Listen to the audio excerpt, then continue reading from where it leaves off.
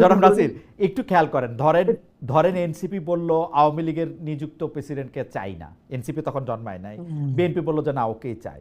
ধরেন ইয়া বলল যে সংবিধানের একটু সংস্কার প্রয়োজন, বিএনপি বলল যে না কোনো সংস্কার হবে না।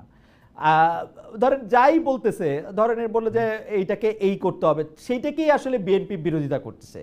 মানে বিএনপি এনসিপিকে এতখানি বিরোধিতা করাটা কি যৌক্তিক আপনার কাছে মনে হচ্ছে কিনা, আপনি যদি এটা বলেন? আন্দোলনের ধরনটার প্রসঙ্গে আমরা আলাদা রাখি।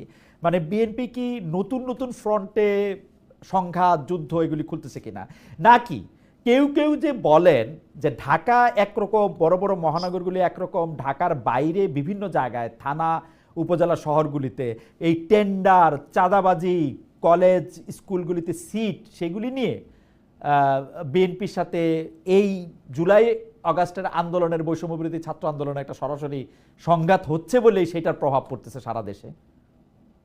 না, আমি এরকম কোনোভাবে মনে করছি না। বরং আপনি যেটি বলেছেন রাষ্ট্রপতিকে অপসারণের বিষয়ে বিএনপির পক্ষ থেকে বলা হয়েছে এটি সাংবিধানিক সংকট তৈরি হতে পারে, সেজন্য আমরা বলেছি যে এটি অন্যভাবে সমাধান করা যায়, যেটি আমাদের দলের পক্ষ থেকে বলা হয়েছে।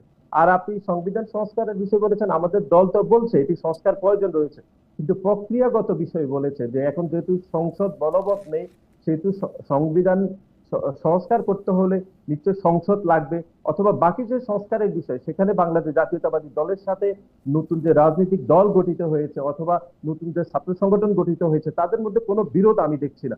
আমরা মনে করছি সংস্কারের বিষয়ে আমরা সব রাজনৈতিক দল একমত রয়েছে, কিন্তু কোন সংস্কারগুলো কোন প্রায়োরিটিতে হবে, কোন সংস্কারগুলো সংসদে হবে, কোন সংস্কারগুলো নির্বাহী আদেশ হবে, সেই প্রক্রিয়াগত বিষয়ে আমাদের সাথে সামান্য ওনাদের মত পার্থক্য রয়েছে। কিন্তু আমরা তারপরে মনে করছি গণ অভ্যুত্থান পরবর্তী সময় যে নতুন রাজনৈতিক দল গঠিত হয়েছে সেই নতুন রাজনৈতিক দলকে আমরা, বিশেষ করে বাংলাদেশ জাতীয়তাবাদী ছাত্র দল স্বাগত জানিয়েছে, আমাদের দলের ভারপ্রাপ্ত চেয়ারম্যান জনাব তারেক রহমান স্বাগত জানিয়েছে, আমাদের দল থেকে স্বাগত জানিয়েছে। আমাদের মধ্যে মতবিরোধ রয়েছে, বিভিন্ন বিষয়ে মত পার্থক্য থাকতে পারে, কিন্তু তারপরও আমরা মনে করছি নতুন যে রাজনৈতিক দল গঠিত হয়েছে তাদের অনেক বেশি ভালো করা উচিত এবং তারা জনগণের সমর্থন নিয়ে ভবিষ্যতে আরো ভালো রাজনীতি করা উচিত। কিন্তু সেটি আমরা খুব বেশি করতে পারছি না বলে আমাদের মনে হচ্ছে। এবং বিভিন্ন বিভিন্ন আমরা দেখছি বিভিন্ন অহেতুক কারণে বিভিন্ন রাজনৈতিক দলের সাথে তারা দ্বন্দ্বে জড়িয়ে যাচ্ছে, তাদের ভুল ত্রুটিগুলো যখন পুরাতন রাজনৈতিক দলগুলো ধরিয়ে দিচ্ছে, বরং তারা পুরাতন রাজনৈতিক দলকে দোষারোপ, তাদের নিজেদের ভুলগুলোকে জাস্টিফাই করার